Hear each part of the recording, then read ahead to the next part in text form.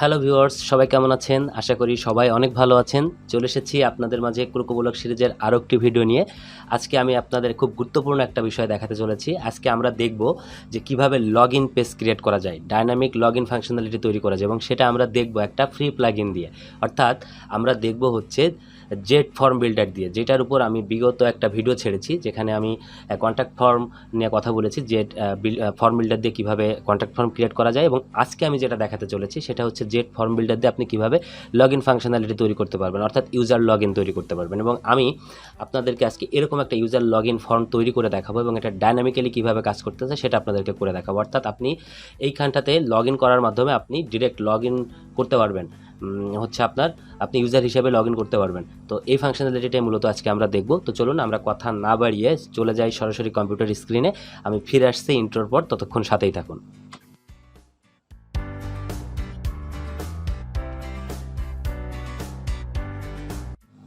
চলুন প্রথমেই জেনে নেওয়া যাক লগইন ফর্ম ক্রিয়েট করার জন্য আসলে আমাদের কি কি দরকার। আমরা তো মূলত জেট ফর্ম বিল্ডার দিয়ে লগইন ফর্ম ক্রিয়েট করতে চাচ্ছি, অর্থাৎ ডায়নামিক একটা লগইন ফর্ম ক্রিয়েট করতে চাচ্ছি। জেট ফর্ম বিল্ডারটা হচ্ছে ক্রোকোব্লকের একটি প্লাগইন, এবং এটি সম্পূর্ণ ফ্রি। এটা আমরা গত ভিডিওটাতে জেনেছিলাম, এবং গত ভিডিওতে আমরা যেটা করেছিলাম যে আমরা ফর্ম ক্রিয়েট করেছিলাম, একটা কন্ট্যাক্ট ফর্ম ক্রিয়েট করেছিলাম। তো আমি আপনাদের কাছে একটা বিষয় জানাতে চাই, সেটা হচ্ছে কি আজকের এই ক্লাসটা বা আজকের এই ভিডিওটা যদি আপনারা সুন্দরভাবে বুঝতে চান, তাহলে অবশ্যই আপনাকে প্রিভিয়াস ভিডিওটা দেখে আসতে হবে, অর্থাৎ জেট ফর্ম বিল্ডারের বেসিক বিষয় নিয়ে যেখানে আলোচনা করা হয়েছে। তাহলে আপনার জন্য ব্যাপারটা অনেক বেশি সহজ হবে। এবং আমি গত ভিডিওটার, অর্থাৎ জেট ফর্ম বিল্ডার নিয়ে যে ভিডিওটা বানানো হয়েছে সেটা আমি ডিসক্রিপশন বক্সে লিঙ্ক দিয়ে দিব, আপনারা একটু দেখে নেবেন। ওইটা দেখে তারপর যদি এই ভিডিওটা শুরু করেন তাহলে আপনার জন্য অনেক বেশি ভালো হবে। ঠিক আছে, তো চলুন শুরু করি। তো আমি প্রথমে আপনাদেরকে একটু দেখাই যে আমার এখানে কী কী প্লাগইন আছে, তারপরে আমরা হচ্ছে কন্ট্যাক্ট ফর্মটা লগইন ফর্মটা ডিজাইন করা শুরু করব। তো এখানে যেটা আছে সেটা হচ্ছে জেট ফর্ম বিল্ডার, এটা জানি আমরা ফ্রিতে পাই wordpress.org-তে, এবং জেট স্টাইল ম্যানেজার এটাও আমরা ফ্রিতে পাই wordpress.org-তে। এছাড়া আপনাকে লগইন ফর্ম ডিজাইন করতে গেলে একটা প্রিমিয়াম অ্যাডন দরকার। প্রিমিয়াম অ্যাডন বলতে হচ্ছে লগইন অ্যাকশন। ঠিক আছে, লগইন অ্যাকশন নামে একটা আছে, আমরা যদি একটু দেখি লগইন অ্যাকশন, ঠিক আছে, ACTI ও লগইন অ্যাকশন অ্যাডন নামে ক্রোকোব্লকের একটা অ্যাডন আছে। আমরা যদি একটু যাই, হচ্ছে আমরা এখানে এভাবে লিখি যে ক্রোকোব্লক লগইন অ্যাকশন, ঠিক আছে, লিখে যদি একটু সার্চ করি, এই যে ইউজার লগইন অ্যাকশন, মেইন নামটা হচ্ছে ইউজার লগইন অ্যাকশন, এবং এখানে একটা প্রিমিয়াম অ্যাডন আছে। এই অ্যাডনটা আমাদের দরকার হবে। প্রিমিয়াম অ্যাডনটা না হলে আমরা কিন্তু লগইন ফর্মের ডিজাইনটা করতে পারবো না। তো আপনাকে যেটা করতে হবে যে এই ইউজার লগইন অ্যাকশন এইটা আপনাকে কিনতে হবে। তো আমি প্র্যাকটিস পারপোজ আপনাদেরকে দিয়ে দিব ডিসক্রিপশন বক্সে, আপনারা প্র্যাকটিস পারপোজে ব্যবহার করতে পারবেন এই প্লাগইনটা। তো চলেন আমরা এই প্লাগইনটাকে একটু অ্যাক্টিভেট করে নিই। ঠিক আছে, আমরা অ্যাড নিউতে যাই, অ্যাড নিউতে যাওয়ার পর আপলোড প্লাগইনে যাই, এবং আপলোড প্লাগইনে যাওয়ার পর আমি এইখান থেকে যেটা করব, এই যে jet form builder login action, এই প্লাগইনটা ইনস্টল করে নেব, কারণ এটা না হলে কিন্তু আপনি লগইন ফাংশনালিটি এনাবেল করতে পারবেন না। তো আমরা এটা অ্যাক্টিভেট করে নিই। তাহলে আমাদের এডিশনাল যে জিনিসগুলো দরকার, যে প্লাগইনগুলো দরকার, সেগুলো হয়ে গেছে। আমি আরেকবার একটু রিমাইন্ড করি আপনাদেরকে, সেটা হচ্ছে জেট ফর্ম বিল্ডার, যেটা ফ্রিতে আছে, jet form builder user login action, এটা প্রিমিয়াম, এটা আমি ডিসক্রিপশন বক্সে লিঙ্ক দিয়ে দিব। এরপর আছে জেট স্টাইল ম্যানেজার, যেটা ফ্রিতে পাওয়া যায়। এইবার আমরা যেটা করতে পারি যে আমরা একটা ফর্ম তৈরি করতে পারি, অর্থাৎ লগইন ফর্ম ক্রিয়েট করতে পারি। তার জন্য আপনাকে যেটা করতে হবে, ফর্ম বিল্ডারে যেতে হবে। তো চলেন আমরা একটু ফর্ম বিল্ডারে যাই, এবং ফর্ম বিল্ডার থেকে আমরা যেটা করব, একটা ফর্ম ক্রিয়েট করব। অ্যাড নিউ করলাম, এবং এটার নাম দিলাম হচ্ছে লগইন ফর্ম। অ্যাড নিউ করবো, এবং এটার নাম দিব হচ্ছে লগইন ফর্ম। আমাদের একটু অপেক্ষা করতে হবে, প্রথমে একটু লোড নিতে লেট করে। তো আমরা এটার নাম দিলাম হচ্ছে লগইন ফর্ম। ঠিক আছে, দেওয়ার পরে এখানে যেগুলো আছে ডিফল্ট যে বিষয়গুলো আছে, এগুলো আমরা রিমুভ করে দিব। এটাও আমরা রিমুভ করে দিব, আমরা একদম স্ক্র্যাচভাবে ডিজাইনটা করব। ঠিক আছে, এটাও রিমুভ করে দিব, এটাও রিমুভ করে দিব। ফাইন, এখন আমরা যেটা করব, যেহেতু লগইন ফর্ম, সেহেতু আমাদের কি দরকার, আমাদের ইমেল দরকার, পাসওয়ার্ড দরকার, এই জিনিসগুলো দরকার, তাই না? এগুলো দিয়ে আসলে লগইন করা হয় সাধারণত। তাহলে আমরা প্রথমে এইখানে ক্লিক করব, এখানে ক্লিক করে আমরা এখান থেকে একটা টেক্সট ফিল্ড নিয়ে নিব। টেক্সট ফিল্ডটা নিয়ে নিলাম। টেক্সট ফিল্ডটা নেওয়ার পরে টেক্সট ফিল্ডটাকে ধরলাম। টেক্সট ফিল্ডটাকে ধরে আমরা হচ্ছে এইখানে গিয়ে এটার নাম দিয়ে দিলাম হচ্ছে ইমেইল। ঠিক আছে, এটা এখানে নিয়ে নিল, এবং এইখান থেকে আমরা টেক্সট ফিল্ডটাকে যেটা করে দিলাম, ইমেইল করে দিলাম। একটা কাজ হয়ে গেল। এবং এইটাকে কিন্তু আমরা আবার ডুপ্লিকেট করতে পারি। ডুপ্লিকেট করার পরে এইটা ধরে আমরা এটা উঠাই দিব, এবং এইখানে যে এটার নাম দিয়ে দিলাম হচ্ছে পাসওয়ার্ড। ঠিক আছে, পাসওয়ার্ড লাগবে তো আমাদের, তাহলে আমরা পাসওয়ার্ড নাম দিলাম পাসওয়ার্ড, এবং এটা এখানে নিয়ে নিবে, নিয়ে নেওয়ার পরে নিচ থেকে এখানে যে এটাকে আমরা কি করে দিব, পাসওয়ার্ড করে দিব। দুইটা কাজ হয়ে গেল। এখন আমাদের আরেকটা জিনিস নিতে হবে এখানে, সেটা হচ্ছে চেক বক্স নিয়ে আমরা একটু চেক বক্স ফিল্ডটা নিয়ে নিই। এখানে চেক বক্স ফিল্ডটা নিয়ে আমরা চেক বক্স ফিল্ডে যেটা করব, ম্যানুয়ালি আমরা এখানে লেভেল দিয়ে দিব হচ্ছে, ধরেন কি লেভেল দিয়ে দিতে পারি, রিমেম্বার মি। হ্যাঁ, রিমেম্বার মি দিলাম। ভ্যালুটা হচ্ছে ধরেন 1 দিয়ে দিলাম, দেওয়ার পরে আপডেট করলাম। আপডেট করার পরে আমাদের কিন্তু এই কাজটা হয়ে গেছে, এবং এই ফিল্ডটাকে এখন আমাদেরকে একটু ধরে এখানে কাস্টমাইজ করতে হবে। তো এই ফিল্ডটা উঠাই দিব, এটাকে আমরা লিখে দিলাম হচ্ছে রিমেম্বার, ঠিক আছে, এবং এটা এখানে নিয়ে নিল। এটা আমরা যেটা করব, এটা এভাবে রাখলাম, এবং আমরা এখন একটা অ্যাকশন বাটন নিব। ঠিক আছে, অ্যাকশন বাটন বলতে বোঝাচ্ছি কি, সেটা হচ্ছে সাবমিট বাটন যেটাকে বলে অ্যাকশন বাটন, এবং এই অ্যাকশন বাটনে এসে আমরা লিখে দিব লগ ইন। ঠিক আছে, লগ ইন, হ্যাঁ লগ ইন লিখে দিলাম। তাহলে আমাদের মোটামুটি ফর্মের ডিজাইনটা হয়ে গেছে। এখন এই ফর্মটা যদি আপনি কাস্টমাইজেশন করতে চান, কীভাবে কাস্টমাইজেশন করবেন সেটা এখানে আছে, এখান থেকে আপনি ম্যানেজ করতে পারেন। টেক্সটের ইনপুট ম্যানেজ করতে পারেন, যেটা আমরা গত ক্লাসে দেখছিলাম এখানকার বিষয়গুলো নিয়ে। তো আমি যেটা করতেছি, আমি এই জায়গা থেকে ফর্মটা ডিজাইন করব না, আমি এলিমেন্টারে দেখাতে চাচ্ছি, তাই আমি হচ্ছে এলিমেন্টার দিয়ে ডিজাইনটা করব। এখন আমাদের কিন্তু এই কাজটা হয়ে গেছে, বাট এইটা একটা সিম্পল ফর্ম হয়েছে। এই ফর্মটাকে এখন আপনাকে লগ ইন ফর্মে রূপান্তর করতে হবে। এই ফর্মটা একটা সিম্পল ফর্ম, এখন এই ফর্মটা কিন্তু ডাইনামিক না, এখন এই ফর্মটাকে আপনার ডাইনামিক করতে হবে। তো ডাইনামিক করার জন্য আপনি চলে যাবেন জেট ফর্ম বিল্ডারে। এইখানে যাওয়ার পর নিচে চলে আসবেন, এবং নিচে আসার পর দেখেন এইখানে যে অ্যাকশান আছে, পোস্ট সাবমিশন অ্যাকশান। এখন এই পোস্ট সাবমিশন অ্যাকশানটাকে আপনি যেটা করবেন, এইখান থেকে ইউজার লগ ইন করবেন, এবং এই ইউজার লগ ইনটা কিন্তু গত ভিডিওতে আমরা দেখেছিলাম যে অস্পষ্ট ছিল। কেন ছিল?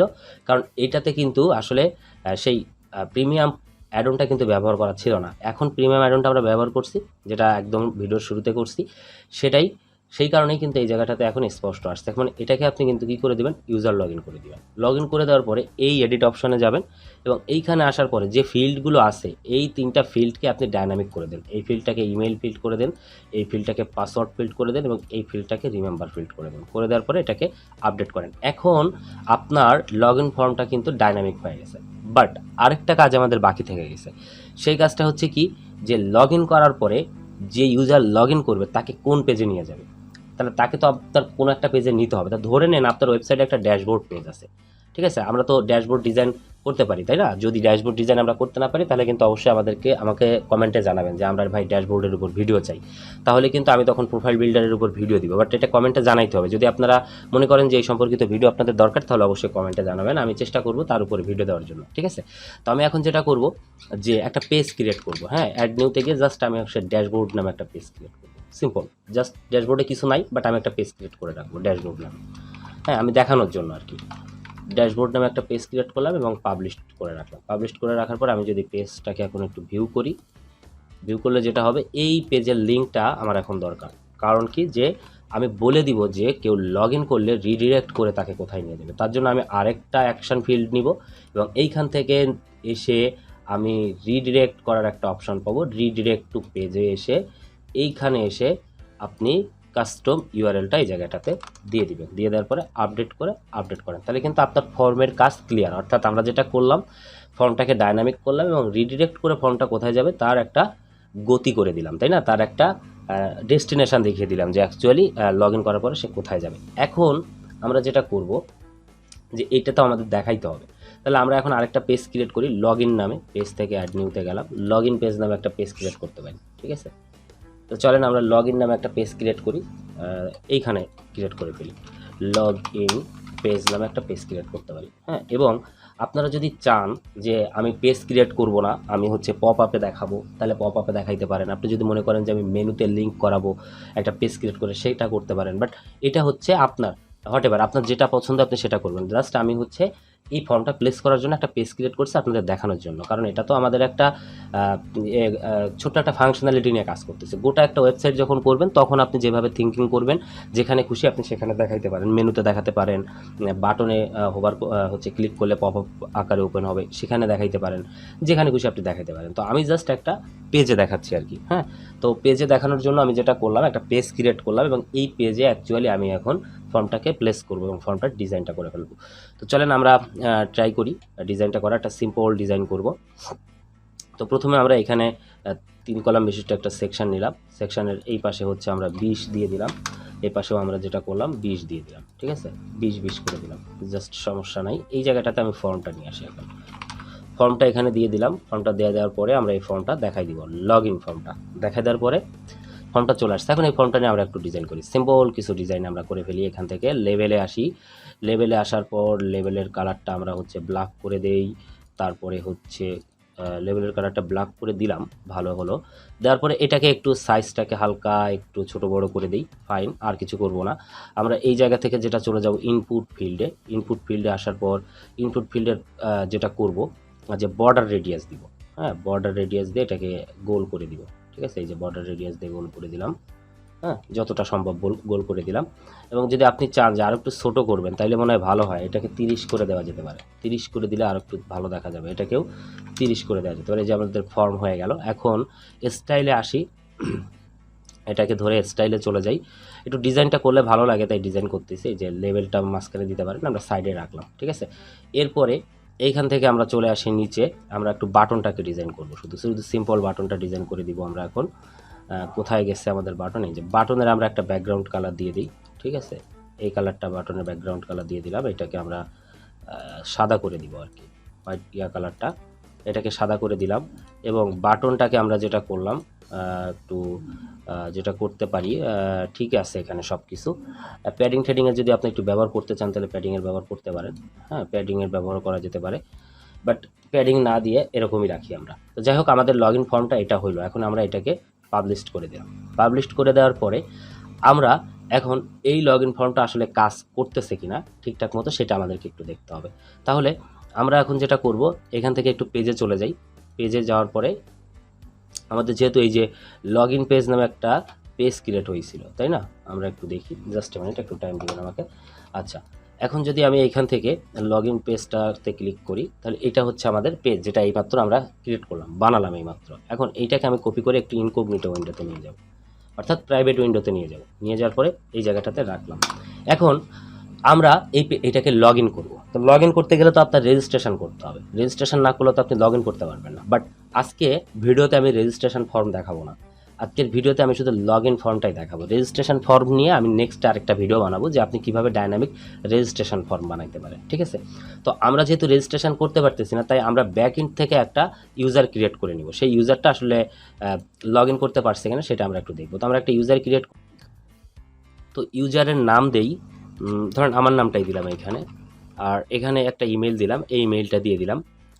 তারপরে এখানে এসে একটা পাসওয়ার্ড দিতে হবে আমাদেরকে। তা ধরেন একটা পাসওয়ার্ড দিলাম, 1 2 3 4 5 6 7 8 9, এটা একটা পাসওয়ার্ড দিলাম। দেওয়ার পর আমরা যেটা করতে পারি যে এইখানটাতে কনফার্ম উইক পাসওয়ার্ডে ক্লিক করে আমরা হচ্ছে অ্যাড ইউজার করে দিলাম, মানে আমরা একটা ইউজার ক্রিয়েট করলাম। এখন এই ইউজারটা দিয়ে আমরা একটু লগ ইন করে দেখবো যে আসলে লগ ইন হয় কিনা।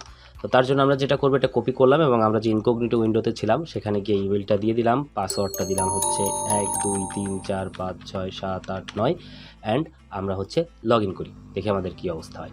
দেখেন, লগ ইন করে কিন্তু আমাকে ড্যাশবোর্ডে রিডিরেক্ট করে নিয়ে গেছে, অর্থাৎ আমি রিডিরেকশনে ড্যাশবোর্ডের নাম দিয়েছিলাম। এখন এখানে যদি আপনার একটা ড্যাশবোর্ড তৈরি করা থাকে তাহলে সেই ড্যাশবোর্ডে চলে আসলো এবং এটা কিন্তু ডাইনামিক্যালি কাজ করলো, অর্থাৎ ইউজারটা ডাইনামিক্যালি কাজ করেছে এবং লগ ইনটাও ডাইনামিকভাবে হয়েছে।